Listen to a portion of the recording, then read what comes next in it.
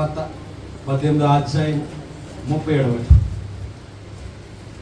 ఆయన ఎరుకో పట్టణమునకు సమీపించినప్పుడు ఒక గ్రుడ్డివాడు త్రోవ పక్కన కూర్చుండి భిక్షమడుగు కొనుచుండెను. జన సమూహము దాటిపోచున్నట్టు వాడు చప్పుడు విని ఇది ఏమని అడుగగా వారు నజరేయుడని యేసు ఈ మార్గంలో వెళ్ళుచున్నాడని వారితో చెప్పారు. వాడు యేసు దావీదు కుమారుడా నన్ను కరుణించమని కేకలు వేయగా ఊరకుండమని ముందర నడుచుచుండిన వారు విని వారిని గద్దించిరి గాని వాడి మరి ఎక్కువగా దావీదు కుమారుడా నన్ను కరుణించమని కేకలు వేశారు.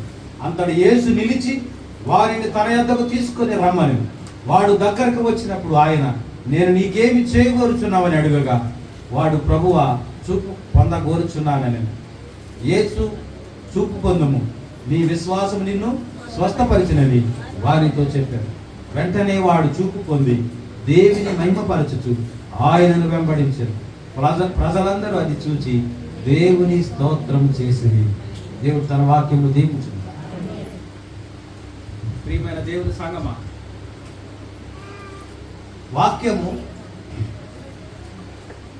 ఈ చదివిన వాక్యము లేకపోతే ఈ యొక్క బైబిల్ అనే పుస్తకాన్ని ప్రవక్త మరొక లోకంలోకి తీసుకెళ్ళి అక్కడ నిలబెడతాడు. మనం అప్పుడు మనము ఎప్పుడు వినని సంగతులు, ఎప్పుడు చూడని విషయాలు, ఎప్పుడు ఎవరు మనకి చెప్పనటువంటి విషయాలు అక్కడ గోచరం అవుతాయి మనం. అంతేనా? అప్పుడు మనసు చాలా ఉల్లాసం. ఇందులో ఎంత విషయం ఉందా, ఇందులో ఎంత జ్ఞానం ఉందా అనిపిస్తుంది. అందుకే రాత్రి కూడా ఆ మాట వచ్చింది, మనిషిని యొక్క వేషాన్ని చూసి నువ్వు తీర్పు తీర్చుకో, ఆడు వేసుకున్న బట్టలు చూసి మోసపోకు, ఆడ అంతరంగంలో ఏముందో అది చూడాలి. అది ఎవరికి సాధ్యం అంటే దేవునికి మాత్రమే. దేవుడు పై వేషమును చూడడు, లక్ష్య పెట్టడు. ఆయన హృదయములను అంతరింద్రియములను పరిశీలించి పరిశోధించే నీతి గల దేవుడు ఆయన. దేవునికి స్తోత్రం. కనుక ప్రవక్త దేవుని చేత ఏర్పాటు చేసుకున్న లేదా దేవుని చేత పంపబడిన దైవజనుడు. ఆయన దేవుడు సమస్తాన్ని ఆయనకు ముందుగా చెప్పినప్పుడే ఆయన మాట్లాడేవాడు, బోధించేవాడు. మనకలాగా మనకు ఆ దర్శనము ఆ ప్రత్యక్షత లేనప్పుడు అక్కడ ఉన్నదేదో అదే చదువుతాం. అవునా? అక్కడ ఉన్నదే చదివి దాని మీద విపరీతార్థాలు తీసేస్తాం. మనకున్న లోక జ్ఞానాన్ని కనిపేసి దానికి ఆ మానవ ప్రేరేపణను దానికి జోడించి అది ఇలాగూ అలాగని చెప్తాం. అంతేనా? అయితే ప్రవక్తల కాదు, దేవుడు ఏం చెప్తే అది చెప్పేవాడు. అది ప్రవక్తలోని మంచి లక్షణం. దేవునామానికి మహిమ కలుగుతుంది. నేనేం చెప్పదలుచుకున్నానంటే ఈ యొక్క గ్రుడ్డి బత్తమై గురించి మనం అనేక సార్లు విన్నాము, చదివాము. అవునా? కానీ ప్రవక్త తీసుకున్న విధానం ఉంది చూసారు, మహాద్భుతం అన్నమాట. దేవుడు ఎంత గొప్పవాడండి. ఎందుకు ప్రవక్తను ఎన్నుకున్నాడు అది కూడా మనకు తెలియాలని. ఒకప్పుడు చూడండి, రాత్రి 11 అయిపోతున్న మాయదారి చాదస్తూ అది చెప్పాల్సింది చెప్పేసి వారు నాకు నిద్రాటం ముగ్గురు చేద్దామా, ఇది చెప్పలేదు అది చెప్పలేదు అంటుంటుంది. ఒక పావుగంట లేట్ అయితే ఏమవుతుంది? అంతేనా? అందుకని చెప్పేశారు. ఏంటంటే మీకు తెలియాలా, నాకు గ్రహింపైన సంగతి మీకు చెప్పాలి. ప్రవక్త కూడా అదే. దేవుడు ఏదైతే చెప్పాడో ప్రజలకు ఏదైతే తెలియదు దాన్ని వివరించడమే ఆయన పని. భూమి మీద ఇంకేముంది ఆయన పని? అదే పని. కనుక మన దేవుడు ఏ పని కొరకు పంపడో ఆ పని ముందు ఎరగాలి, తెలుసుకోవాలి. ఆ పనిలో మనం 100% ఏం చేయాలి? పరిపూర్ణంగా ఆ పాత్రను మనం పోషించాలి. అనేక సార్లు చెప్పినప్పటికీ ఆ చెవులు పక్కన చేరిపోతున్నాయి కానీ చెవులు లోపలికి పట్టుకు వినటం లేదు. వినడానికి చెవులు గలవాడు వినుగా. కనుక అలాగ పేర్చుకుని కూర్చుకోవడం కాదు, దేవుని మీద పరిపూర్ణంగా ఆధారపడాలి. నీవు దేవునిపై ఆధారపడినప్పుడు నీవు అక్కడ ఏం మాట్లాడాలో దేవుడే ఇస్తాడు. అదే ఈ యొక్క వర్తమానం యొక్క పరిపూర్ణమైన సారాంశం. చూడండి, ఈ బతిమై బాల్యంలో ఉన్నప్పుడు సీతాకోక చిలుకలు పట్టుకున్నాడంట. ప్రవక్త చూస్తున్నాడు, ఆయన బోధించేటప్పుడు అక్కడికి వెళ్ళిపోయాడు. ఆయన ఆ చిన్నప్పుడు తన తల్లి ఒడిలో పడుకోబెట్టుకుని కొన్ని కథలు చెప్పింది. ఒక్కొక్క కథ మెల్లమెల్లగా వద్దాం. ఆ బాల్యంలో అతడు వాడుకునేవాడంట సీతాకోక చిలుకలతో ఆ నీలి ఆకాశాన్ని చూస్తూ ఆనందించేవాడంట. కానీ ఇప్పుడు అతడు వృద్ధుడైపోయిన ముసలివాడైన గుడ్డివాడు గతాన్ని గుర్తు చేసుకున్నాడు. ఎక్కడో తెలుసా, ఆ యొక్క యెహోషువ ఆ మందసాన్ని ఆ 7 సార్లు తిప్పి, ఎక్కడ ఎరుకో గోడ చుట్టూ తిప్పి 7వసారి యెహోవా నామమునకు జయము కలుగును గాక అని వాళ్ళు మంచి ఉద్రేకముతో ఆనందంతో దేవుని స్తుతించినప్పుడు ఆ పడిపోయిన ఎరుకో గోడల యొక్క ఆ రాడు మీద కూర్చున్నాడంట. దేవుని నామమున మహిమ కలుగును. ఆ రాడు మీద కూర్చుని ఏం చేస్తున్నాడో తెలుసా, నా పితరుడైన యెహోషువ ఈ రాళ్లను కేవలం విశ్వాసం ద్వారా పడగొట్టాడు అని జ్ఞాపకం చేసుకుంటుంటే ఈ లోపల అక్కడ ఒక కంచరగాడి వెళ్ళే శబ్దానికి వినబడింది. ఆ కంచరగాడి మీద ఎవరున్నారు? కంచరగాడి అంటే ఆ రోజుల్లో కొంచెం ధనికుడే. ఇప్పుడు మెర్సిడెస్ బెంజ్ కారు ఎవరు వెళ్తారు? డబ్బులు ఉన్నవాళ్ళే కదా. ఈ కంచరగాడిది కూడా అందరూ నడిచి వెళ్తారు. కానీ కంచరగాడి మీద ఎక్కడంటే ఎవడో ధనవంతుడని అర్థం చేసుకుని బాబు నాయన అని అతనితో సంభాషించడం మొదలెట్టాడంట. ఎవరో బర్తిమై మొదలెట్టి నాకు ఇంటి దగ్గర ఒక కుమార్తె ఉన్నది, భార్య ఉన్నది అని చెప్తా ఉన్నాడు. అవి వాక్యంలో మీకు కనవడం. ప్రవక్త చెప్తున్నాడు ఇవన్నీ. అంటే వాక్యంలో ఉన్న సందర్భంలో ఉన్నటువంటి వెనక ముందు కూడా ప్రవక్త పరికిస్తాడు. అవునా? అందుకే వ్రాయబడింది బైబిల్లో చరిత్రలో జరిగినవన్నీ రాయాలి అంటే, యేసు చేసిన అద్భుతాలన్నీ రాయాలంటే ఈ గ్రంథం సరిపోదన్నాడు. గ్రంథమే కాదు, భూమే సరిపోదండి. భూమే ఒక పేపర్గా చేసి యేసు అద్భుతాలన్నీ రాస్తే భూమే సరిపోదు. అందుకని ఇది షార్ట్ కట్ లో రాశారు. దీన్ని ప్రవక్త ఎక్స్పాండ్ చేసి చెప్తా ఉన్నాడు. ఈయన చరిత్ర ఏంటి, ఎప్పుడు పుట్టాడు, ఏం చేశాడు అంతా కూడా చెప్తున్నాడు. ఆయనకి భార్య బిడ్డ ఉంది. ఎందుకు ఆ రోజు ఆలస్యమైందంట, రాత్రి నిద్ర పట్టలేదంట. ఆలస్యంగా లేవడం వల్ల అతడు త్వరగా రోడ్డు మీదకి రాలేకపోయాడు. త్వరగా రోడ్డు మీదకి రాలేకపోవడాన్ని బట్టి మరి జనాలందరూ కూడా అప్పటికే సర్దుకున్నారు. ఇతను భిక్షం అడుగుతున్నాడు. ఆ రోజుల్లో ఎక్కువ అడుక్కునే వాళ్ళు ఉండేవారు, భిక్షం అడుక్కునేవారు. దానికి రుజువు మీకు చెప్పాలా? పేతురు గారు దేవాలయానికి వెళ్తున్నప్పుడు ఆ మెట్ల మీద ఎవరు కూర్చున్నారు? భిక్ష వ్యక్తి కూడా లైన్గా ఉన్నారు. ఇప్పుడు కూడా ఉంటారు. దేవాలయం దగ్గర ఏం చేస్తారు? లైన్గా ఉంటారు కదా. కనుక ఈ భిక్షకుడు లేట్ అయ్యి, అయ్యో ఈ రోజు నాకు ఎవరు ఏమీ లేకపోతే నా కుటుంబాన్ని ఎలా పోషించాలని ఒక దీర్ఘాలోచన పడ్డాడు. ఆ సమయంలోనే ఒక ధనవంతుడు కచ్చరగాడి మీద వెళ్తుంటే, అయ్యా నాకు కొంచెం సహాయం చేయి, నేను ఇప్పటికీ ఆలస్యంగా వచ్చాను ఇక్కడికి, నా యొక్క ఫ్యామిలీని నేను పోషించుకోవాలి, నాకు కొంచెం సహాయం చేయమని అతన్ని అడుగుతున్నాడు. అడుగుతుంటే ఆయన ఏమన్నాడో తెలుసా? 24వ పేజీ. ఆ దినములలో అనేక మంది యాచకులు ఉండేవారు. వారు మార్గము పక్కలలో కూర్చుని ఉండేవారు. ఆ మార్గంలో ప్రజలు వస్తూ పోతూ ఉండేవారు. వ్యాపారులు తమ పనులకు వెళ్తుండేవారు. వారు ఆ విధంగా వెళ్తున్నప్పుడు బహుశా వారికి భిక్షము చేసేవారు. అతడు మొదటి భిక్షకుడిని కలిసినప్పుడు అతడికి ధర్మము చేసేవారు. అది ఆ రోజుకు సరిపోయేది. అతడు అంతకు మించి ఇవ్వగలిగినది ఏది లేదు కాబట్టి అనేకులు ఆ విధంగా ఆ స్థలములలో కూర్చొని వచ్చిపోయేవారు, ఇచ్చే భిక్షము కొరకు కనిపెట్టుచూ ఉండేవారు. మరియు ఒకవేళ వారు దానిని తప్పిపోయినట్లయితే వారు రోజంతా వస్తువులు ఉండవలసి వచ్చేది. ఎప్పుడు వెళ్ళాలి? జనసమూహం ఉన్నప్పుడే వెళ్ళాలి. అది శీతాకాలము, చల్లటి ఉదయం కావచ్చు, చల్లగా ఉన్నది, పునరుత్థానముకు సమీపముగా ఉన్నది, అంటే శనివారాలు. అతడు చిరిగిపోయిన బట్టలు ధరించి ఉన్నాడు. అతడు ఆలస్యముగా వచ్చాడు. ఎరుకో గవిని వద్ద కూర్చునేవాడు. అతడి పేరు బర్తిమై, మరియు అతడికి వివాహమై ఒక చిన్న కుమార్తెను కలిగి ఉన్నాడు.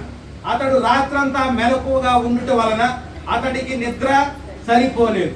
అతడు ఆలస్యంగా రావడం వలన భిక్షమెత్తే సమయమును తప్పిపోయాడు. ఆ పట్టణము వెలుపల నివసించే వ్యాపారస్తులలో అనేక మంది అప్పటికే పట్టణంలోనికి వెళ్ళిపోయారు. అప్పటికే సమయం గడిచినది. ఆ పట్టణపు ఉత్తర గవిని యెరూషలేమునకు దారి తీస్తుంది. యెరికో పట్టణపు ఉత్తర వైపు గవిని యెహోషువ మరియు యాజకులు బూరలు ఊదినప్పుడు ప్రజలు కేకలు వేసిన సమయంలో, ఎవరినైనా మెదుపుతున్న వాక్యం ఏమీ మెదపట్లేదు, ఏమీ కనపట్లేదు. దేవుడు మిమ్మల్ని సమృద్ధిగా దీవించును గాక. అదే నా ప్రార్థన అయి ఉన్నది. యెహోవా మరియు యాజకులు బూరలు ఊదినప్పుడు ఊదినప్పుడు ప్రజలు కేకలు వేసిన సమయంలో నేనుంటే ఎంత బాగుండదని నేను అనుకుంటున్నాను. హల్లెలూయా. ఎరికో గోడలు కూలినప్పుడు, అప్పుడు కూలిన పాత్రలు ఇంకా అక్కడే మనము ఊహించుకుందాం. దేవునికి స్తోత్రం. భక్తిమై బహుశా ఈ గుండ్రని రాళ్లలో ఒక రాయి మీద కూర్చొని ఉన్నాడు. ఆ గుండ్రని రాయి ఆ పురాతన దినాన ఉన్నట్లే ఆ రహదారిలో ఇంకా అలాగే నిలిచి ఉన్నది. ఆ మార్గము యోర్దాను వైపు వెళుతుంది. ఎంత డీటెయిల్డ్ డిస్క్రిప్షన్ ఇస్తున్నాడో చూడండి. ఇంక మనం అక్కడికి వెళ్ళిపోయినట్టే. ఆ కొండల మీద అటువంటి కారే మంచు అదే నీటిగా, నిర్మలమైన నీటిగా ఆ యొక్క యోర్దాను నదిలో మరి ప్రవాహం వలె వెళ్తుంది. మీకు తెలుసా, ఒక గుండి సూది పడిపోయిన యోర్దాను నదిలో వీ కెన్ సీ, మనం చూడగలం. అంత క్లిస్టర్ క్లియర్గా ఉంటుంది ఆ వాటర్. ఆ వాటర్ ఎక్కడి నుంచి వస్తుందంటే నిర్మోను మంచు, అది అలాగ కరిగి అది ఆ యొక్క నదిలోకి వస్తూ ఉంటాం. దేవునికి స్తోత్రం. ఈ ముసలివాడు ఆ రాడు మీద కూర్చొని అంత డ్రీమ్ వేసుకుంటున్నాడు. అవన్నీ ఒకప్పుడు చూశాడు అతను. అతడు బహుశా ఆ విధంగా ఆలోచిస్తూ ఉన్నాడని నేను అనుకుంటున్నాను. యోర్దాను ఒడ్డున ఆ కొండల మీద అలాగా సీతాకోక చిలుకల వంటి వికసించిన ఆ చిన్న పువ్వులు మరియు చిన్న నీలి రంగు పూలతో ఏ విధంగా ఉండేవి. అది ఎంత చక్కటి అందమైన దృశ్యము.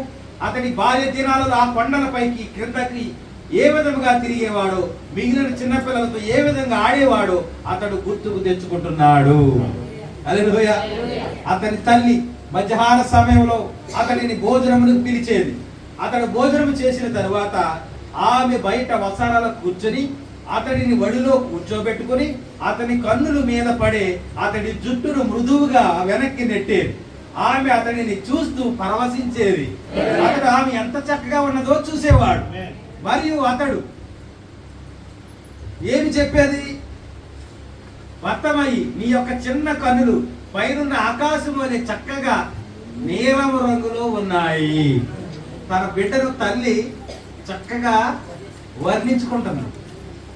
తల్లి తన బిడ్డను ఒడిలో పడుకోబెట్టుకుని నిమురుతూ నీ కళ్ళు ఎలా ఉన్నాయంటే నీలపు రంగు. అంత సమయం మనకి లేదు. నేను పువ్వులను చూస్తూ ఆ సీతాకోక చిలుకలను తరచు ఆ పక్షులను చూస్తూ వాటి చప్పుళ్ళు వింటూ నా ప్రియమైన తల్లిని చూస్తుండేవాడిని. కానీ అయ్యో, ఆ ముసలితనం వచ్చి శరీరం అంతా ముడతలు పడిపోయి చివరకు మరణించినది. ఎవరి గురించి జ్ఞాపకం చేసుకుంటాడు అతను? తల్లి గురించి. ఆమెను చాలా సంవత్సరాల క్రితం పాతి పెట్టాం. ఇప్పుడు నేను వృద్ధుడిగా పేదరికంతో మొత్తబడి వృద్ధివాడిగా భిక్షమెత్తుకొనుచున్నా. మరియు అతడు నిద్రించక ముందు తల్లి చెప్పే కథలను బట్టి ఎంతగానో ఆనందించాడు. తల్లి ఏం కథ చెప్పింది అనుకుంటున్నారు? మరియు ఒక కథను అతడు బాగా ఇష్టపడేవాడు. అది ఎలీషా ఆ చిన్న బాలుడిని బ్రతికించుట. మనం చదువుకున్న మూలవాక్యం. దానిని గురించి నేను కొంచెం సేపటి క్రితమే చెప్పాను. ఆమె కథను అతనికి ఈ విధంగా చెప్పేది. భక్తిమై ఆ గొప్ప గనురాలు జీవించేది. ఆమె సునేమిరాలు. ఆమె సునేములో జీవించేది. మరియు ఆమె దేవుని సేవకుడైన ఎలీషాను విశ్వసించినది. అతడు గొప్ప ప్రవక్త. అతడు తరచుగా ఆమె ఇంటికి వచ్చేవాడు. మరియు ఆమె ఒకరోజు తన భర్తతో మన దగ్గరకు వచ్చుచున్న ఇతడు పరిశుద్ధుడని గ్రహిస్తున్నాం. అతడు గొప్ప వ్యక్తి. ఏలయనగా దేవుడు అతని ద్వారా గొప్ప సూచక క్రియలు, అద్భుతములు జరిగిస్తున్నారు. కాబట్టి అతని కొరకు మన ఇంటి పైన ఒక గదిని నిర్మించి అతనికి మేలు చేయాలని మనం చేస్తున్నాం. అతడు ఇక్కడకు వచ్చినప్పుడు అందులో విశ్రాంతి తీసుకుంటాడు. ఆమె భర్తమైతో ఈ విధంగా చెప్పుటను నేను ఊహిస్తున్నాను. ఈ కథ ఎవరు చెప్తున్నారు? భర్తమై తల్లి భర్తమై చెప్తుంది. ఏ కథ? ఇలాంటి అనుభవం ఎవరికన్నా ఉందా? మీ బిడ్డలకి బైబిల్లో కథలు చెప్తున్నారా? చెప్తున్నావా? God bless you. తల్లులారా, మీ పిల్లలకి ఏం చెప్పాలో తెలుసా? దేవుని వాక్యంలో ఉన్న సంఘంలో మీరు ఏం వింటున్నారు అది మీ పిల్లలకు బోధించారు. అలా బోధిస్తున్నప్పుడు ఏమవుతుందో తెలుసా? మీకు అది ప్రాక్టీస్ అవుతుంది. వాళ్ళకి నేర్పడం కాదు కానీ మీకు అది బోధపడుతుంది. కనుక ఇక్కడ విన్నది మీరు ఎక్కడ మీ పిల్లలతో చెప్పండి. మీ సొంత ఇన్ని వాళ్ళు ఆడలే కదా పాపం, వాళ్ళతో చెప్పండి. లోక విషయాలు పంచుకునే కంటే దేవుని భయములో పెంచండి అని అనేక సార్లు చెప్తారు. మీ పిల్లలను దేవుని భయములో పెంచడం అంటే ఏంటి? కొట్టడమా, తిట్టడమా? అది కాదు. దేవుని వాక్యం వాళ్ళకి నూరు పోయాలి. బాలుడు నడవవలసిన త్రోవను వారికి ఎక్కడ నేర్పాలి? బాల్యంలో నేర్పాలి. ఆ పెద్దవాడైనప్పుడు దాని నుండి వాడు తొలగిపోడు. దేవునికి స్తోత్రం, హల్లెలూయా. కనుక తల్లిదండ్రులారా, మీ బిడ్డలు భవిష్యత్తులో డాక్టర్లు, లీడర్లు, లాయర్లు, ఇంకా ఇంజనీర్లు అయిపోవాలని ఎలాంటి ఊహలు ఊహించకండి. నా బిడ్డ దేవుని భక్తిలో పెరిగితే చాలు, దేవుని భయంలో పెరిగితే చాలు. మన బిడ్డలు భక్తిలో పెరగాలని కోరుకోండి, అంతే. నా పిల్లలు, దేవుడు అంటున్నాడు, నా పిల్లలు ఏం చేస్తున్నారంట? నా వాక్యం విని నా యొక్క మంచిలో యథార్థతలో పెరుగుతున్నారని వినుట కంటే నాకు ఎక్కువైన సంతోషం. నేను వేరేలా చెప్పాను, మీకు అర్థం అవ్వాలి. చెప్తున్నారా బైబిల్? ఇప్పుడు చదువు. నా పిల్లలు సత్యమును అనుసరించి నడుచుకొనుచున్నారని వినుట కంటే నాకు ఎక్కువైన సంతోషము లేదు. ఏంటి సత్యం? నీ వాక్యమే సత్యం. ఆయన అన్నాడు, నేనే మార్గమును సత్యమును, ఐ ఆమ్ ద ట్రూత్. మీరు నా పిల్లలు, మీరు నన్ను వెంబడిస్తున్నారని, నా మాట ఆలకిస్తున్నారని, నా మాట ప్రకారంగా జీవిస్తున్నారని వినడం కంటే అంతకు మించిన ఆనందం నాకు ఇంకొకటి లేదు. అంటున్నారా ప్రియులారా? మీరు కూడా అదే కోరుకోవాలి. మీ పిల్లలు మీ మాట వినడం కంటే అంతకంటే ఆనందం ఏముంటది? ఇంకా అంతకంటే ఉదాహరణ చెప్పక్కర్లేదు. ప్రతి వాళ్ళ కుటుంబంలో ఈ శోధన ఏముంది, ఈ సమస్య ఉంది. ఎందుకో తెలుసా? వాళ్ళు చిన్నప్పుడు మీరు భక్తిలో పెంచుంటే ఈవేళ వాడి దారి తప్పిపోవడం. అలాగే మీరు బాధపడినా నేనేం కాదు, మీరు తెలియక అలా చేశారు. ఎప్పటి నుంచి అయినా మీ బిడ్డలు ఎక్కడ పెంచాలి? దేవుని భయములో, దేవుని జ్ఞానంలో. అందుకే సండే స్కూల్ పంపించండి చెప్తారు. సండే స్కూల్ ఏం చెప్తారు? మీకు సమయం లేదు కాబట్టి వాళ్ళని చెప్తారు కాసేపు, విన్నారా? ఆ తర్వాత వాళ్ళు కొంచెం ఎదిగి పెద్దదైన తర్వాత సంఘంలో వాక్యం ద్వారా వాక్యాన్ని అర్థం చేసుకునే ఆ యొక్క స్థితికి వచ్చినప్పుడు వాళ్ళ వాక్యాన్ని అర్థం చేసుకొని వాక్యంలో ముందుకెళ్తారు. అది కనుక బాలుడు నడవవలసిన త్రోవను వారికి నేర్పుము, పెద్దవాడైనప్పుడు వాడు దాని నుండి తొలగిపోడు. కనుక సమయం అయిపోయింది. వీలైతే వచ్చి వాళ్ళని చెప్పుకుందాం. మనం ఊహించుదాం, భక్తమై బహుశా ఆ గుండ్రని రాళ్లలో ఒక రాయి మీద కూర్చుని ఉన్నాడు. దేవుని నామమునకు మహిమ కలుగు. ఆమె చెప్పి, భక్తమయ్యి నీ యొక్క చిన్న కన్నులు పైనున్న ఆకాశం వలె చక్కగా నీలి రంగులో ఉన్నాయి. బిడ్డలు ఎలాగ పోడాలి? చిన్నపిల్లలు పోడతారు. వాళ్ళని పోడామంటే చిన్న కూర కూడా తినేస్తారు. నేర్చుకోండి టెక్నిక్. అతడి దాని గురించి ఆలోచిస్తున్నాడు. ఆ గతించిపోయిన దినములలో నేను మరలా జీవించగలిగితే, నేను ఆ పువ్వులను చూస్తూ, ఆ సీతాకోక చిలుకలను తరచు, ఆ తడుముచు, ఆ పక్షులను చూస్తూ, వాటి చప్పుళ్ళు వింటూ నా ప్రియమైన తల్లిని చూస్తూ ఉండేవాడిని. కానీ అయ్యో, ఆ ముసలితనం వచ్చి శరీరం అంతా ముడతలు పడిపోయి చివరకు మరణించినది. ఆమెను చాలా సంవత్సరముల క్రితం పాతి పెట్టాం. ఇప్పుడు నేను వృద్ధుడిగా పేదరికంతో మొత్తబడి గుడ్డివాడిగా భిక్షమెత్తుకొనుచున్నాను. ఆమె భక్తిమైతో ఈ విధంగా చెప్పుట నిర్వహిస్తూ ఉన్నాను. కనుక మనము ప్రజలందరితో మంచిగా ప్రవర్తించాలి. మనము ఏ ఒక్కరికి కీడు చేయకూడదు. ప్రత్యేకంగా దేవుని మందిరమును మనము గౌరవించాలి. దేని గౌరవించాలంట? దేవుని మందిరాన్ని మనం గౌరవించాలి. దేవుని మందిరానికి ఎందుకు వెళ్ళాలి అని ఒక వర్తమానం ఇచ్చాను ఇద్దరు ముగ్గురికి. వచ్చినాయే 3 పుస్తకాలు చదివారా? మీరు చదివితే మిగతా వాళ్ళకి ఇవ్వండి, ఆడ కూడా చదివి మిగతా వాళ్ళకి ఇస్తాను. కీడు చేయకూడదు. ప్రత్యేకంగా దేవుని మందిరమును మనం గౌరవించాలి. కాబట్టి ఆ స్త్రీ వారిని దర్శించే వ్యక్తి దేవుని యొక్క మహాప్రవక్త అని ఆమె గుర్తించినది. ఏ స్త్రీ? సునేమీరా. కాబట్టి ఆమె భర్త ఆమె మాటకు సమ్మతించాడు. అంతేనా? ఎలీషా మరియు అతని పనివాడైన గెహజీ మరి ఒకసారి వారిని దర్శించినప్పుడు పైన వారి కొరకు ఒక చక్కటి గది సిద్ధపరచబడి ఉన్నది. ఆ యొక్క దీనురాలు ఏమంటుందంటే తన భర్తకు సిఫార్సు చేస్తుంది, అయ్యా మన ఇంటి మీదుగా అప్పుడప్పుడు ఆ మందిరానికి వెళ్తున్నా ఆ కరిమేలు పర్వతం మీద అక్కడికి ఎందుకు వెళ్తాడంటే అమావాస్యలోనూ ఇందాక చదివాం కదా, తన భర్త అన్నాడు ఇది అమావాస్య కాదే, ఇప్పుడు ఎందుకు నువ్వు గాడిద కట్టుకుని అక్కడికి వెళ్తున్నావు అని చెప్పి తన భర్త తనను అడుగుతాడు. విశ్రాంతి దినము కాదు, అమావాస్య కాదు, నువ్వు ఎందుకు వెళ్తున్నావు అంటాడు. చూసారా, ఆమె పరిపూర్ణంగా దైవజనుల మీద విశ్వాసం ఉంచింది. ఒక్క 2 నిమిషాలు వింటే మిమ్మల్ని వదులుతాను. మీరు గలిబిలిగా ఉంటే అరగంట పాకుతుంది. మరి చూసుకో ఏం చెప్తుంది, అయ్యా మన ఇంటికి వచ్చి పోవచ్చున్నవాడు దైవజనుడు, దేవుని దాసుడు అని నేను ఎరుగుతును. దేవుని నామానికి మహిమ కలుగును కదా. మన ఇంటికి కూడా చాలా మంది వస్తున్నారు. మేము పాస్టర్లు అండి, మేము దేవుని సేవకులు అండి, తెల్ల చొక్కాని చూసి మాసిపోవద్దు. రాత్రి చెప్పుకున్నామండి. కోర్టుకి కూడా ఎలాగేస్తారు, మటర్ చేసేసి లాయర్ చెప్పారు తెల్ల చొక్కా వేసుకో, కాళ్ళకి బట్ట పెట్టు, చేతులు గొడుగు చేతులు అయితే బట్ట పెట్టుకో, ఇవన్నీ చెప్పి పంపిస్తారు. ఎందుకంటే జడ్జిని ఇంప్రెస్ చేయడానికి. కానీ అవి ఏమి జడ్జి చూడడం అనుకోండి, కానీ అది మర్యాద. జడ్జి ముందుకి ఒక విధమైన కట్టులో వెళ్ళాలి మనం, అంతేనా? ఈ యొక్క వర్తమానంలో కూడా వచ్చింది, రాజు ముందుకు వెళ్ళేవారు వేదిక వీపు చూపించకూడదు. ఎలా వెళ్ళారో మళ్ళీ అలా వెనకాల 6 గుమ్మం వరకు. రాజుగారికి ముఖమే తప్ప వీపు చూపించకూడదు. ఒక సందర్భంలో ఆ ప్రవక్త మాట కూడా ఈ వర్తమానంలో చెప్పారు. నేను కంప్లీట్ చేస్తాను దీన్ని. ఏంటి ఈ యొక్క ప్రవక్త చెప్పే ముఖ్యోద్దేశం ఏమిటంటే, మొన్న గతంలో పోయిన సంవత్సరంలో ఇదే వర్తమానం మనం నేర్చుకున్నాం. ఎలా నేర్చుకున్నామంటే, గెహజీకి తన దండాన్ని ఇచ్చాడు. ఎవరు? ఎలీషా. తన చేతిలో ఉన్న దండాన్ని ఇచ్చి, నీవు వెళ్ళి ఆ బాలుని మీద పెట్టు. ఇక్కడ 3 విషయాలు ఉన్నాయి. ట్రయాంగిల్ బిలీవ్ అన్నమాట. ప్రవక్త ఏమి నమ్మాడంటే, దేవుని అభిషేకం నా మీద ఉన్నది, నా దండం చాలు అనుకున్నాడు. ప్రవక్త బాగా వివరిస్తున్నాడు దీన్ని, అంతేనా? అసలు ఇతని అనుభవం ముందుకెళ్దాం. ఇతని అనుభవం ఎక్కడి నుంచి వచ్చిందంటే గురువు గారి దగ్గర నుంచి వచ్చింది. ఏలియా అభిషేకం ఏ మీద ఉంది.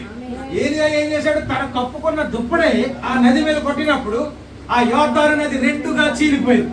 ఆ అనుభవంలో పెరిగిన వ్యక్తి కూడా అదే విధానంలో ఉన్నాడు. తన విశ్వాసం కూడా అదే. దేవుడు 2 అభిషేకం నాకు ఇచ్చాడు కాబట్టి, 2 ఆత్మను నాకు ఇచ్చాడు కాబట్టి, ఇప్పుడు నా యొక్క వస్త్రాలు, నేను వాడే వస్తువులు ఏదైనా కూడా అభిషేకంతో నిండి ఉంటాయని అతడు పరిపూర్ణంగా నమ్మాడు. అందుకే ఆ దండాన్ని గెహజీకి ఇచ్చి, నువ్వు వెళ్ళి ఆ బాలుడి మీద పెట్టు, ఆ బాలుడు బ్రతుకుతాడు అన్నాడు. జాగ్రత్తగా వినండి. ప్రవక్త ఈ వర్తమానం ఇంట్రడక్షన్ చెప్పాడు కదా. ఫస్ట్ లో ఎన్ని పేజీలు చెప్పాడంటే 22 పేజీలు. ఈ 22 పేజీలు మీకు అసుగులుగా అనిపించవచ్చు, కానీ అందులో చెప్పిన సందర్భాన్ని కూడా చెప్తున్నాను మీకు. ఆయన వస్త్రాలు ఉచితంగా పంచిపెట్టేవాడు. ఆయన ఎవరు వస్త్రం, అయ్యా మాకు రోగం ఉంది, మీరు చిన్న వస్త్రం పంపించినట్లయితే దాన్ని మేము అక్కడ ఆ రోగం మీద పెట్టుకుంటామని వస్త్రాలు ప్రార్థన చేసి ఆయన ఉచితంగానే పంపించేవాడు. అది చాలా ఖర్చుతో కూడిన పని, అవునా? కనీసం జేబుల వారికి 10 రూపాయలు పంపినా ఇంకో పని జేబుల వరకు పంపగలుగుతాడు. ఉచితమే అలవాటైపోయింది మనకు. మా గారు ఉచితాలకు అలవాటైపోయి మనం చెప్పారు కదా, పాస్టర్ గారు స్కూల్ ఎత్తిపోడని ఆడవాళ్ళు కొంచెం త్వరగా నోట్లోంచి వచ్చేద్దాం మాట. అందుకే నేను చెప్పా, మీరు మాట్లాడే ముందు ఏం చేయాలా, మరి ఇతరుల గురించి మాట్లాడితే పాస్టర్ గారి గురించి కూడా సులకనే. స్కూల్ లేకపోతే దానికి పాస్టర్ గారు వచ్చారు టికెట్ కదా, ఆయన ఎట్టిపోయాడు అనుకున్నాను.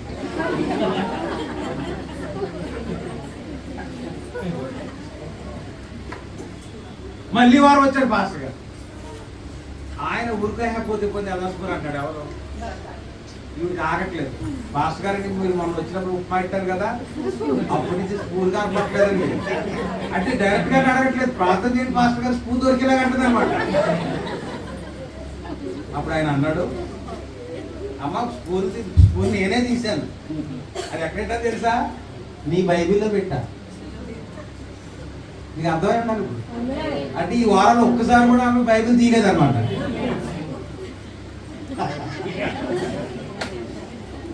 అర్థమైందా?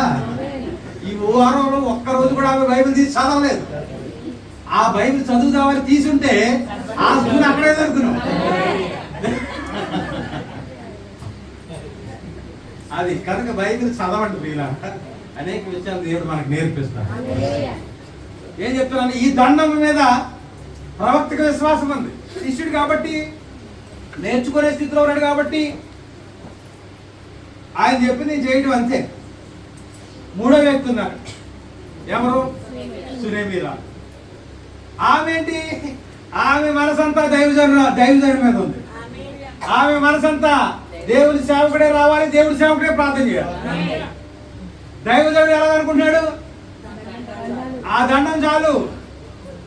ఆలకిస్తున్నారా?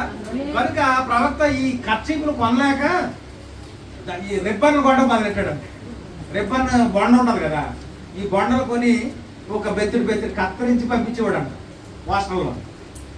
ఆయన విశ్వాసం ఏంటనుకుంటారు? ఆ బొండకి ప్రార్థన చేసేవాడు, ఆ రిబ్బన్ ముక్కల కింద కత్తిరించి అడిగిన వాడికల్లా పోస్టులో పంపించేవాడు. ఇప్పుడు గుండె నొప్పి ఉన్నవాడు ఏం చేసేవాడు అంటే గుండు సూది తీసుకుని ఇక్కడ చొక్కాకో జాకెట్కో దాన్ని ఇక్కడ గుచ్చుకుని ప్రార్థన చేసుకునేవాడు. లేదు అంటే ఆయన ఇంకొక మార్గం చెప్పడాలి. ఆ ముక్కని, ఆ రిబ్బన్ ముక్కని అపోస్తలుల కార్యాలు 19 అధ్యాయం మీద పెట్టి తర్వాత మీరు ఎక్కడ వాడాలి అక్కడ వాడుకోండి అని చెప్పి ఆయన సలహా కూడా ఇచ్చాడు. ఆ విధంగా చేసేవారు. ఎందుకు చెప్తున్నారంటే ఇది ఎక్కడి నుంచి వచ్చింది? ఎందుకంటే ఎలీషాను చూసి ఆయన ఆ యొక్క వరవడిలోకి వచ్చాడు. ఎలీషా కూడా ఎలాంటి విశ్వాసం అంటే, దేవుడు రెండింతలైన ఆత్మశక్తి నాకు ఇచ్చాడు కాబట్టి నా వస్త్రాలు, దేవునికి స్తోత్రం, పౌలు నడికట్టును పట్టుకెళ్తే చాలు, ఆయన వేసుకున్న బెల్ట్ పట్టుకెళ్లి రోగుల మీద ఎడితే ఏమయ్యారు? స్వస్థపడ్డారు. అది విశ్వాసం. హల్లెలూయా. కానీ ఈ సునేమీరాల విశ్వాసం ఏంటో తెలుసా? దైవజనుడే రావాలి. అందుకే ఈ దండం వల్ల పర్వాలేదు. నిజానికి ఈమె విశ్వాసం ఇటువైపు తిరిగింది అనుకోండి, జరుగుతుంది. అందుకే యేసు ప్రభు వారు ఆయన సువార్త చేసిన దినాలలో, ఈ 3.5 సంవత్సరాలు ఆయన పరిచయం చేసిన దినాల్లో మనం చూసినట్లయితే, ఒక శతాధిపతి వచ్చి, అయ్యా నీవు నా ఇంటికి రావడానికి ఎంత మాత్రము యోగ్యుడని కాదు. నేను శతాధిపతి, సామాన్యుడు కాదు, అతను ఆర్మీ కమాండర్. ఆయన అన్నాడు, ప్రభువా నీవు నా ఇంటికి రావడానికి నేను యోగ్యుడని కాదు, ఇక్కడే ఉండి నువ్వు ఒక్క మాట పలికితే ఇంటికాడని నా దాసుడు స్వస్థపడతాడు. లేదు, నేను ఇంటికి వచ్చాక మీరు హార్లిక్స్ కల్పించి అది తాగి బేవుమని అప్పుడు ప్రార్థన చేస్తాను. అలా ఇశ్రాయేలులో కూడా ఇలాంటి విశ్వాసాన్ని నేను చూడలేదు. ఒక స్త్రీ వచ్చింది, అన్య స్త్రీ, అయ్యా కుక్కలు రొట్టెలు తినడానికి యోగ్యులు కాదు, కనీసం ఆ రొట్టె ముక్కలు రొట్టె తొలకలైనా తినడానికి యోగ్యులే కదా, ఆ కింద పడిపోయి రొట్టె ముక్కలు లాంటివే. కనుక నేను రొట్టెలు కోరుకోవట్లేదు, కానీ అలాంటి రొట్టె ముక్క లాంటి విశ్వాసం. దేవునికి స్తోత్రం. ఒక స్త్రీ 12 సంవత్సరాల నుంచి రక్త స్రావరాగంతో బాధపడుతూ ఆమె ఏమనుకుందో తెలుసా? నేను వెళ్ళి యేసు ప్రభుతో చెప్తాను, ఆయన నా బాధను తీసేస్తాడని అనుకుందా? లేదు. నేను వెళ్ళి ఎవరికి తెలియకుండా వెళ్ళి ఆయన వస్త్రం చెంగు ముట్టుకుంటే చాలు, నేను బాగుపడతాను. అమ్మా నీ విశ్వాసం బట్టి నీకు కార్యం జరిగింది. అందుకని వాక్యము ఎలాగ మనల్ని నడిపితే అలా మనం వెళ్ళాలి. విశ్వాసం నీకు ఎలా ఉంటుందో అది నేను నేర్పలేను. విశ్వాసం అనేది నీ యొక్క స్థితి,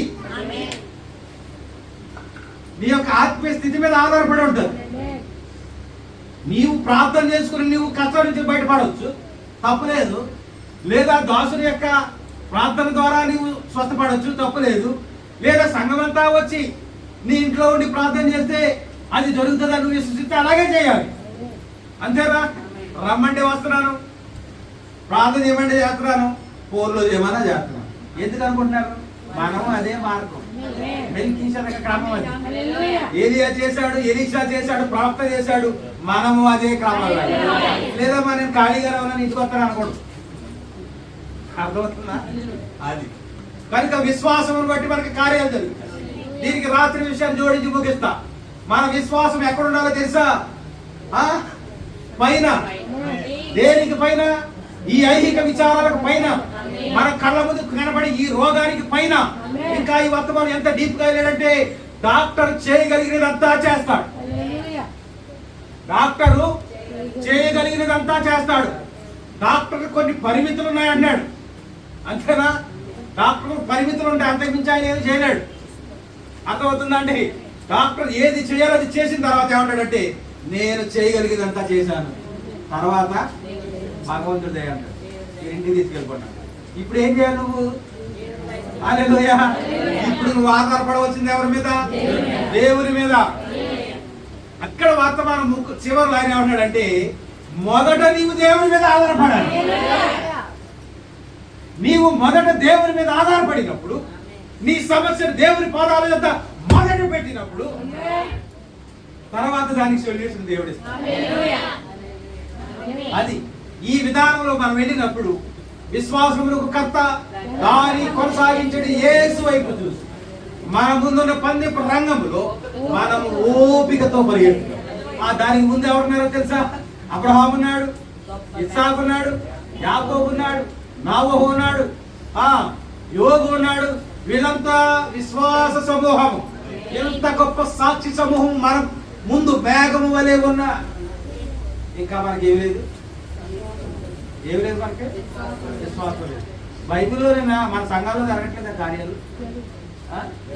రాత్రి ఇద్దరు చనిపోయారు, అవునా? చాలా ప్రమాదకరం. రోడ్డు మీదకి వెళ్తుంటేనే భయం వేస్తుంది. ఎంతటి పరిస్థితుల్లో దేవుడు మనం కాపాడాలి. ఆయన కృప మనకు ఉండాలి. విశ్వసించండి. రాత్రి ఆయన మోకాలు తగిలించారు. అది తగిలిలేదు, ముందు గట్టిగా తగిలితే ఆలోచిస్తున్నారా? ఆ ప్రభుత్వం అదే అంటాడు, దానికి పైగా ఆలోచించాలి. దానికి పైగా నువ్వు ఎలా ఆలోచించాలంటే, అది తగల చోట తగిలితే నేను కూడా ఆలోచించుకుంటాను. కాళ్ళకి తగిలి వదిలేసాడు, మెడకి తగిలితే అంతేనా? అంటే చిన్న చిన్న విషయాలు కూడా మనం ఎవరిని చూడాలి తెలుసా? దేవుని చూడాలి. మనం ఎంత దేవుని కృప లేకపోతే అలా తగ్గించబడ్డాం, ఎంత దేవుని సహాయం లేకపోతే. నేను అనుకుంటా మన కళ్ళకు కనపడదు కానీ దేవదూతలే మనం తప్పించాలనుకుంటా. అక్కడ చూడమంటున్నాడు ప్రవక్త. ఎక్కడ చూడాలి? వీటన్నిటికంటే పైగా చూడాలి. కానీ లోకం ఇప్పుడు ఏం చూస్తుందో తెలుసా? 3 అంతస్తులు ఎక్కి వెళ్ళాలా? నా నడుము పనిచేయదు, నా కాళ్ళు ఎక్కనవు. ఎందుకులే, పక్కన ఉంది, మా ఇంటి పక్కన. పైగా ఫ్యాన్లు ఉన్నాయి. అవసరం అయితే నెలకొకసారి బియ్యం బతిస్తున్నారు, సంవత్సరానికి ఒకసారి చేరుతున్నారు, చచ్చిపోతే పెట్టిస్తున్నారు. కనుక ఏం చెప్తున్నావు నువ్వు? ఏం చూస్తున్నావు? నీకు అనుకూలమైన విషయాల వైపు నువ్వు చూస్తా ఉన్నావు. కానీ ప్రవక్త అన్నాడు, వాటి పైగా చూడు. ఎలా చూస్తాం? పైన నిరీక్షణకి ఆధారం లేదు. అతడు వృద్ధుడే అన్నాడు. ఇప్పుడు చెప్పుకున్న సునేమి రాలితో ప్రవక్త ఎవరన్నాడు తెలుసా? అమ్మా, నన్ను ఇంతగా ప్రేమిస్తున్నావే, నాకు వరకు ప్రత్యేకమైన గది కట్టావు, నేను వచ్చినప్పుడల్లా నువ్వేం చేస్తున్నావు? నాకు వసతి ఇస్తున్నావు, ఆహారం పెడుతున్నావు, దీపస్తంభం పెట్టావు, వల్ల ఇచ్చావు, మంచం వేసావు, ఇంతగా నాకు వసతి చేస్తాను, నేను నీకు అసలు ఏం చేయాలని అడిగితే, నేను నా జనుల మధ్యలోనే ఉన్నా, నాకు ఏ లోటు లేదు. అంటే మాకు పెద్ద కుటుంబం, ఈ గ్రామంలో ఉన్న వాళ్ళు అందరూ మా ఇంటి పేరు వాళ్ళే, నాకు ఏమొచ్చినా వచ్చి ఆగిపోతారు, ఇక నీ అవసరం ఏంటంటారు. కానీ దైవజనుడని నిన్ను గౌరవించి నీకు ఇస్తున్నా, నాకేం అక్కర్లేదు. అంటే ఇప్పుడు ప్రవక్త ఎవరు తెలుసా? ఆమె అవసరం ఏంటానికి తెలుసు కాబట్టి, ఇదిగో నీ కొడుకు, నీ ఒడిలో ఒక కొడుకు ఉంటాడు మళ్ళీ వచ్చేసారి. అది ఇప్పుడు చెప్తుంది ఆవిడ. నేను నిన్ను అడగలా, నువ్వు అడిగావు, నీకేం కావాలో అడిగినప్పుడు కూడా నేను చెప్పలేదు నీకు. నీవే నాకు ఇచ్చావు. ఎవరిని? కుమారుడిని. అయితే ఆ కుమారుడు ఇప్పుడు చచ్చిపోయాడు. ప్రవక్త విశ్వాసము, ఈమె విశ్వాసం జోడి అవట్లేదు అక్కడ, అంతేనా? ఆమె ప్రవక్త వచ్చి ఇప్పుడు ప్రార్థన చేయమని కోరినప్పుడు ప్రవక్త వెళ్ళి ఆ బిడ్డ మీద పడుకొని, ఆ బిడ్డ మూతిలో మూతి పెట్టి, ఆ ముక్కుకి తన ముక్కు రాలించి, తన చేతులకు తన చేతులు రాలించి, తన కాళ్ళకు తన కాళ్ళు రాలించి, అతడు ఆ నాసికారంధ్రంలో గాలి ఊదినప్పుడు అతడు లేచి తుమ్మి 7 సార్లు తుమ్మి బ్రతికాడు. హల్లెలూయా. కనుక నేను చెప్పేది ఏంటంటే, మన విశ్వాసం దేని మీద అంటే, ఈ లోక సంబంధమైన విషయాల మీద మనం ఉండకూడదు. దేని మీద ఉండాలి మన మనసు? దేవుని యొక్క ఆత్మ ప్రేరణలో ఉండాలి. దేవుని యొక్క నిజమైన వాక్య సత్యములో మనము నడవాలి. దేవుని యొక్క విశ్వాసపు చూపు ఎలా చూసారో దైవజనులు, దేవుని బిడ్డల వాక్యంలో ఉంది. 25 సంవత్సరాలు అబ్రహాం, ఇక్కడే రాయబడింది ఇందులో, 25 సంవత్సరాలు ఎదురు చూశాడంట. ఈవేళ హాస్పిటల్ అడ్మిట్ అవుతాం, సాయంత్రం పాస్టర్ గారికి ఫోన్ చేస్తాం, ఎన్నింటి డిశ్చార్జ్ అయిపోవాలి.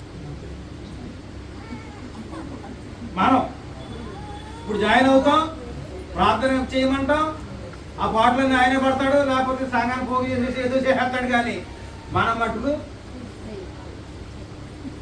చెయ్యం. ఎల్లుండికి రాకపోయేదాడు ఇంటికి, దేవుడు నాకు సహాయం చేయలేదు. ఇలా ఉన్నాయి మన విశ్వాసాలు.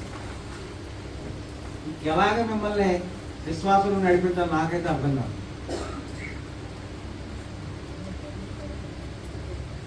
అబ్రహాము నిరీక్షణకు ఆధారం లేనప్పుడు ఒక సామెత ఉంది కదా లోకంలో, గాల్లో చెప్పబట్టి దేవుడా నీదే భారం, దేవుడే చెప్తాడు. ఇప్పుడు ఆవిడ ముసలోడు, ఆవిడ ముసలు, ఋతుస్రావం కూడా ఆగిపోయింది, ఋతుక్రమం కూడా ఆగిపోయింది. ఇప్పుడు పిల్లలు ఇస్తానంటే నమ్మశక్తివా? ఆధారం ఉండాలి కదా. కాదు, కానీ దేవునికి ఆధారం అక్కర్లేదు, ఆయనకి ఆధారం అక్కర్లేదు. ఆయనే మన ఆధారం, ఆయనే మనకు ఆశ్రయం, ఆయనే మన కొండ, ఆయనే మన దుర్గము. నేను నమ్ముకొనదగిన సహాయకుడు, ఆపత్కాలమున నేను నమ్ముకొనదగిన సహాయకుడు. అబ్రహాము నమ్మాడు, అది అతనికి నీతిగా ఎంచబడింది. అమ్మా, నీవు దేవుని యందు విశ్వాసం ఉంచితే అదే నీతి. నువ్వు నీతి కలవాడమైనట్టు, నీవు నీతి పడమైనట్టు ఎలాగ లోకానికి నువ్వు కనబరుచుకుంటావంటే దేవుని నమ్ముట ద్వారా. రాత్రి ఒక మంచి మాట నేర్చుకున్నాం. దేవుని యొద్దకు వచ్చేవారు ఆయన ఉన్నాడని, ఆయన నమ్మువారికి ఆయన ఫలము దయచేవాడని నమ్మవలెను కదా. మరి మనం ఏమి నమ్మం? మనం నమ్మినట్టేమి కనబట్ల. మన విశ్వాసం క్రియలలో ఉండాలి. మనం ఏది నమ్మమో అది క్రియలలో ఉండాలి.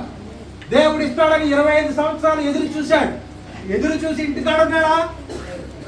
దేవుడు చెప్పినట్టు తల్లిని, తండ్రిని, బంధువులను, గ్రామాన్ని, ఊరిని అందరిని వదిలేసి ఎడారులు మకామెట్టాడు. ఎంత హేళన! పిచ్చి పట్టింది ఏంటరా నీకు? ఏదో స్వరం ఏర్పడింది, ఈ స్వరం వినేసి నువ్వు మొట్టమొదటి కట్టుకుని వెళ్ళిపోయావు. అసలు నువ్వు చెప్పిన మాటకు ఒక ఆధారం ఉండాలి కదా. ఏ 30 సంవత్సరాలు 40 సంవత్సరాలు డాక్టర్ ప్రకారం ఏంటి, 40 సంవత్సరాల లోపలనే పిల్లల కంటే ఆరోగ్యంగా ఉంటారు, అప్పుడే కనగలుగుతారు అంటారు. ఆ తర్వాత అయితే తోలుబుద్ధిగా పడతారంట డాక్టర్ల యొక్క సర్వే. అలాగా నీకు ఏమన్నా పుట్టే అవకాశం ఉందంటే 100 సంవత్సరాలు వచ్చేసేది.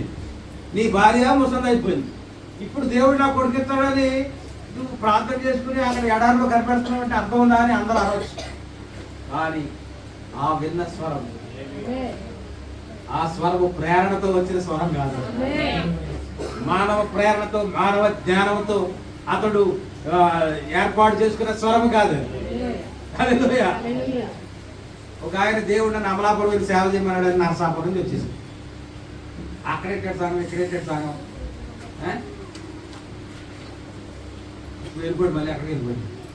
తర్వాత కలిసి కడతాడు. దేవుడు అమలాపురం వెళ్ళిపోమన్నప్పుడు నువ్వు ఎక్కడ ఉన్నావు? అమలాపురం వెళ్ళి సేవ చేయమన్నాడు, అమలాపురం వెళ్ళి సేవ చేయరు కదా, మళ్ళీ నరసాపురం వెళ్ళి వెళ్ళిపోయావు అంటే దేవుడు అబద్ధం చెప్పాడా? నువ్వు అబద్ధం చెప్పవా? అర్థం కాలేదు చాలా మంది. ఏం చెప్పాడు? దేవుడు అమలాపురం వెళ్ళి సేవ చేయమని చెప్పాడని చెప్పాడు. సావైనా రేవైనా ఎక్కడ తెచ్చుకోవాలి నువ్వు? ఇంకా ఆయన మాట నమ్మి వచ్చినప్పుడు ఇక్కడ ఏమీ లేదు, కొండలో డ్యాన్స్ చేస్తున్నాయి పొయ్యిల మీద, అది కట్టలేక గంతులేసి నా ఉంగరం కూడా ఇచ్చేసాను సార్. ఆయన మనంతా హరిశ్చంద్ర ఫ్యామిలీ కదా, ఇచ్చేసా. తర్వాత ఏడి ఆయన చూస్తే ఎక్కడన్నాడు వెళ్ళిపోయాడు. ఓ రోజు ఎక్కడో సభలో కనిపించాడు. అడిగాను, అయ్యా ఏంటి పరిస్థితి? అప్పుడు చెప్పాడు, అది నా సొంత ఉద్దేశం. అప్పుడు వర్తమానం వచ్చాడు కాబట్టి ఒప్పుకోగలిగాడు. డినామినేషన్ అంటే ఖచ్చితంగా చంపేసి ఒప్పుకోడు. వర్తమానం ఏం చేస్తుందో తెలుసా? దహించేస్తుంది. అయ్యా అప్పుడు నా మానవ ఉద్రేకం అది. ఎందుకు? ఏదో చేసేద్దాం, ఏదో సాధించేద్దామని ఉద్రేకాలు. ఇవాళ సేవకులు అందరూ అలాగే ఉన్నారు. నీ ఉద్రేకాలు, నీ పాటలు, నీ గంతులు, నీ డ్యాన్సులు అవన్నీ నాలంటుడికి ఎలా కనిపిస్తుందో తెలుసా? ఆ కది మీద పర్వతం గొంతులేసిన ఆ బయలు ప్రాప్తలే కనబడతాను. నీ సేవకు దేవుని ప్రేరణ ఉండాలి, దేవుని యొక్క ఆత్మ సహాయం ఉండాలి. నీవు పైన చూడాలి. రాత్రి చెప్పాను, కోడి కింద చూస్తాయంటే పక్షిరాజులు పైకి చూస్తాయంట. కోళ్ళ పక్షిరాజులా? పక్షిరాజులు అయితే ఎక్కడ చూడాలి? ఇంటికి పై చూడాలి. మాస్టర్ గారు వచ్చారనుకోండి, అప్పుడు రండి రండి మా మా మా ఇల్లు చూద్దరు కానీ రండి, మా పొలం చూద్దరు కానీ రండి, మా కవతం చూద్దరు కానీ రండి, మాకున్న కారులు చూద్దరు కానీ రండి అని అన్ని తీసుకెళ్ళి వాళ్ళకున్న అన్ని చూపిస్తారు. కానీ పిచ్చోడా వాక్యం ఏం చెప్తుంది? వాటికి పైగా చూడమంటారు. నాకు చెప్పుకున్నాం కదా, ఆ అమెరికాలో వచ్చినటువంటి టార్నాడో లాంటివి వస్తే విమానాలు కూడా గాలిలో వెళ్ళిపోతాయి, ఎక్కడ పడుతుందో తెలియదు. మన చెన్నైలో వచ్చిన వరదకి బెంజ్ కార్లు కూడా కొట్టుకుపోయాయి సముద్రంలో. కారు గురించి అప్పు చెప్తాడు ఆయన అన్నాడు, దేవుని గొప్పలు పట్టండి, ఏసీ కారులో తిరుగుతున్నామండి. ఎంతకేంటాడు గొప్ప సమానమాట, అది కక్కేలేదో రకంగా. అంటే కారు ఉందని చెప్పడానికి అన్ని తిప్పలు పడుతున్నాడు. ఇప్పుడు అందరికీ కామన్గా ఇబ్బంది, కారు కొన్నాడు ఎవరైనా 10,000 కడితే ఎవడానికి ఇచ్చేస్తారు. ఏ బజాజ్ కంపెనీ అయినా ఇంటి కడిపోతే కారు 10,000 కడితే అది గొప్ప కాదు. ఇలాంటి గొప్పలు చెప్పుకోకు. నా ఇల్లు దాంతో కట్టాను, నా గుమ్మం దీంతో పెట్టాను, ఇవి కాదు. మార్బుల్ వేయించాను, గ్రానైట్ వేయించాను, ఇవన్నీ లోకస్తులు. నువ్వు దానికి పైగా చూడు. ఏ తుఫాన్ అయినా వచ్చిందనుకో, 96, 86, 96 వచ్చింది కదా తుఫాన్. మీకు ఎవరికి తెలియదు, ఇక్కడ కూర్చున్న వాళ్ళు ఎవరికి పెద్దలకు తెలుస్తారు. మొత్తం సర్వం. ఒక సునామీ వచ్చిందనుకో, ఇటుకు కూడా కనపడదండి. కనుక ఈ బిల్డింగ్లు బట్టి, అందుకే వాక్యంలో కొందరైతే రథములను బట్టి, కొందరైతే గుర్రములను బట్టి అతిశయిస్తున్నారు. వాళ్ళకున్న ఎక్కడ ఆడతాడు ఫోన్. ఈ రాజకీయవేత్తలు అందరూ చూడండి, తెల్ల చొక్కా వేసి ఇలాగలుగుతారు ప్రచారాలు. ఎందుకు? ఇక్కడ ఏముంటుందంటే యాపిల్ సగం తీరేసిన యాపిల్కే ఉంటుంది, దీని మీద బొమ్మ అన్నమాట. అంటే యాపిల్ ఫోన్ వాడుతున్నాను అర్థం అన్నమాట. కొందరు రథములను బట్టి, కొందరు గుర్రములను బట్టి, కొందరు ఐఫోన్ బట్టి, కొందరు కార్లను బట్టి, కొందరు ఉన్న బిల్డింగ్లను బట్టి, కొంతమంది ఉన్న ఎకరాలను బట్టి అతిశయిస్తారు. నేనైతే మన దేవుడైన యెహోవా నామమును బట్టి అతిశయించుదును. మీరు వినాలి కానీ రేపు ఈ టైం అనుకోండి చెప్తాను. దేవునికి స్తోత్రం. అందుకే అన్నాడు, గొర్రెలు దొడ్డిలో లేకున్నా, సావలో పశువులు లేకున్నా. ఎందుకంటాడంటే ఇలాంటి సునామీ, ఇదిగో తూర్పు గాలి వచ్చింది, గాలి వచ్చి గొర్రెలని ఏమైపోయాయి. యోగుతో చెప్తున్నారు కదా, వచ్చి గొర్రెలని ఆకాశం నుండి అగ్ని వచ్చి గొర్రెలని కాలిపోయాయి. ఏ సమయానికి ఏం జరుగుతుందో తెలియదు. నీకున్న వాటిని బట్టి నువ్వు ఆనందిస్తున్నావేమో, అతిశయిస్తున్నావేమో, ఇవన్నీ కూడా ఒక రోజు లైవ్ అయిపోతాయి. నీకున్న ఉద్యోగాన్ని బట్టి, నీకున్న పలుకుబడిని బట్టి, నీకున్న రాజకీయ పలుకుబడి అహంకారం చూపుతున్నావేమో, ఇవన్నీ పోయేవే. వీటికి పైగా నువ్వు ఆలోచించగలవా ఈ మధ్యాహ్న కాలం మందు? ఒకవేళ ఇవన్నీ లేకపోయి నువ్వు ఒంటరిగా మిగిలిపోయిన తర్వాత, యోబు వలె యెహోవా ఇచ్చెను, యెహోవా తీసుకునెను, యెహోవా నామమునికే మహిమ కలుగును గాక, స్తుతి కలుగును గాక అనే స్థాయిలో నేను నిలబడగలుగుతావా? అలాంటాడు ఇప్పుడు ఎవరు లేరు. దేవుడు ఇస్తేనే దేవుడు. దేవుడు ఇస్తున్నాడు, అయినా తృప్తి లేదు, ఇంకా ఇవ్వాలి అంతే. దేవుడు ఎప్పుడు దేవుడేనండి, ఆయన ఎప్పుడు దేవుడే. మధ్యలో కార్యాలు జరగకపోవడానికి, జరగడానికి ఒక విశ్వాసం అనే పదం ఒకటి ఉంది. అది నీలో కార్యం జరగాల. ఆ కార్యం ఎలాగంటే, లేనిది నిరీక్షణకు ఆధారం లేనప్పుడు నువ్వు నిరీక్షణ కలిగి ఉండగలిగితే, డాక్టర్ చేయగలిగిందంతా చేసి, నేను చేయగలిగిందంతా చేశాను, నువ్వు తీసుకెళ్ళిపో అన్నప్పుడు నీ విశ్వాసం దానికి పైగా ఉండాలి. అప్పుడు ఎప్పుడు? అప్పుడు ప్రవక్త అంట ఆ తలుపు దగ్గర కూర్చుని ఏడుస్తున్నాడు. విషయం చెప్పను నేను, మీరు వర్తమానం చదివితే అర్థం. వెళ్ళి పాల్ గారు, ఏంటి నాన్నగారు ఏడుస్తున్నారు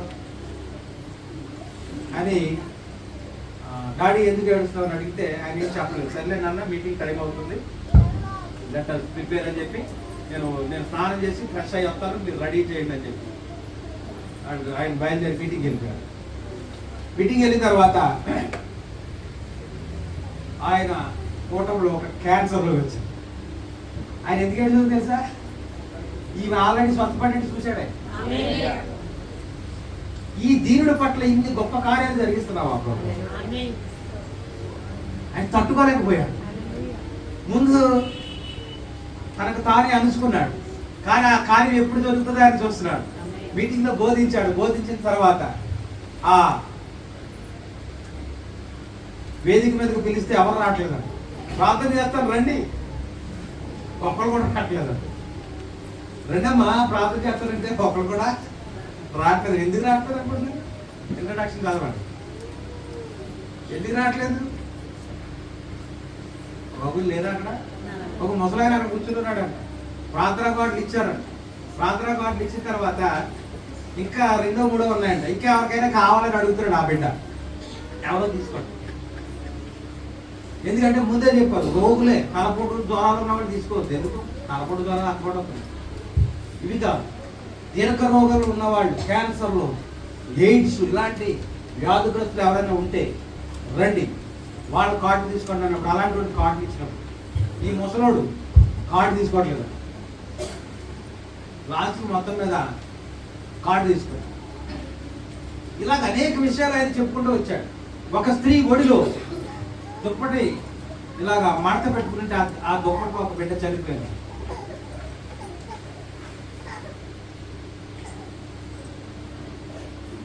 అందరినీ తప్పించుకొని వాళ్ళందరూ నీ కార్డు లేదు కాబట్టి నువ్వు వెళ్ళడానికి వీలేదు అందరూ తోసేస్తుంటే లాస్ట్కి ఢిల్లీ వెళ్ళి ఇదిగో ఆమె బిడ్డ చనిపోయింది అని చెప్పినారు. ప్రవక్త ప్రార్థన చేశాడు. ఆ ప్రవక్త ఎందుకు ఏడ్చాడో తెలుసా? తన బిడ్డ కూడా అలాగే కళ్ళు వెనక్కి తిరిగిపోయి చనిపోయింది. ఈ బిడ్డ కూడా అదే పరిస్థితి. ఇది ముందుగానే ఆయన దర్శనం చూసినప్పుడు తన బిడ్డ కొరకు ఏడ్చాడు. ఆ బిడ్డ కొరకు ప్రార్థన చేసి ప్రజలకు చూపించాడు. ఆ బిడ్డని కళ్ళు మళ్ళీ యథాస్థానంలో. దేవుని నామానికి మహిమ కలుగును. విశ్వాసం అంటే అలా ఉండాలి. ఎప్పుడైతే ఆ జరిగిందో ఇప్పుడు అందరూ వచ్చారట్లయింది. కార్డు తీసుకోమని 10 మంది ఒకడో రాలేదు, ఇప్పుడు అందరూ వచ్చేసారట్లయింది. అది విశ్వాసం. ఎప్పుడు అంటే అది జరిగింది కాబట్టి నాకు కూడా జరుగుతుంది, అది కాదు. విశ్వాసానికి నిరీక్షణకు ఆధారం లేదు. మనం యేసు ప్రభు నన్ను ఖచ్చితంగా బాగు చేస్తాడు. యేసు ప్రభు నన్ను ఖచ్చితంగా ఈ సమస్యలో నన్ను విడిపిస్తాడని నువ్వు నమ్మగలిగినట్టు. చివరిగా నమ్ముట నీ వలన అయితే నమ్ము వారికి సమస్తము సాధ్యం. ఆయన మార్గంలో అంటాడు కదా, ఇది మనుషులకు అసాధ్యం. ఏంటి అసాధ్యం? సమాధిలో నుండి లాజరు బయటకు తీసుకురావడం మానవ మాతృడికి అసాధ్యం, కానీ దేవునికి సమస్తము సాధ్యం. చివరిగా అందులో ఏముందో తెలుసా? విశ్వాసం. మన విశ్వాసమే కార్యాలను తీసుకొస్తుంది ప్రియులా. నీ విశ్వాసమే దేవుని కార్యాన్ని నీవు పొందుకునేలా చేస్తుంది. అంతేగాని పొందువారి వలన, ప్రయాసపడి వారి వలన లేదు. ఎవరిలో ఉందో తెలుసా? దేవునిలో ఉంది. దేవుడు కరుణించాలంటే నీ విశ్వాసాన్ని నువ్వు ప్రదర్శించాలి. అంతేనా? మనకు విశ్వాసం ఎక్కడ ఉంది? అమ్మా మీది ఏ కోణం? మేము ఎస్సీలు అండి. ఇది ఏమాత్రం? హిందువులు అండి. మీరు హిందువులా? ఇక్కడ ఎందుకు కూర్చున్నారు? ఇక్కడ ఎందుకు కూర్చున్నారు? విశ్వాసలేనా మీరు?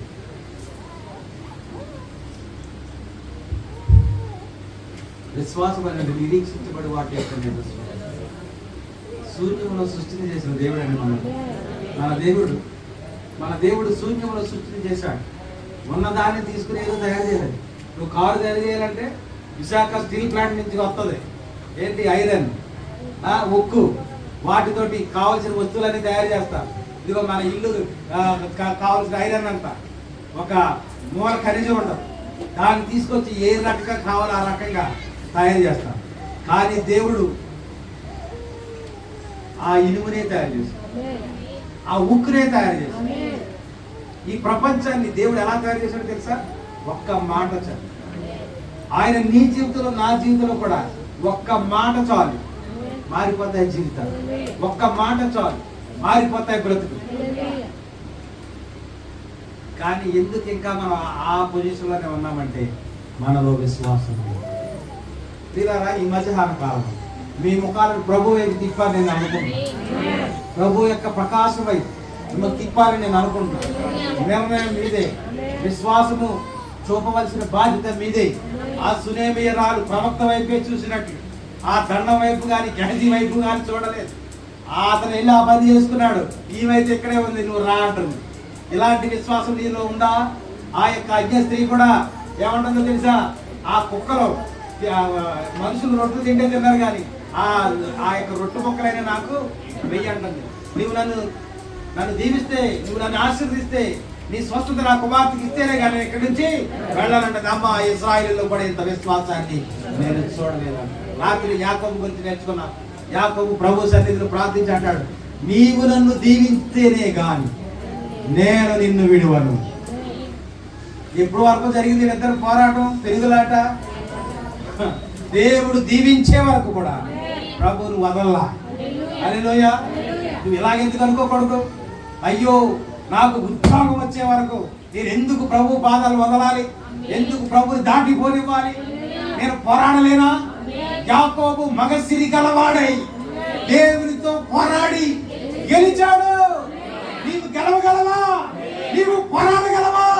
అటువంటి విశ్వాసం ప్రార్థన నువ్వు చేయగలవా? దేవుడు మిమ్మల్ని దీవించునుగా.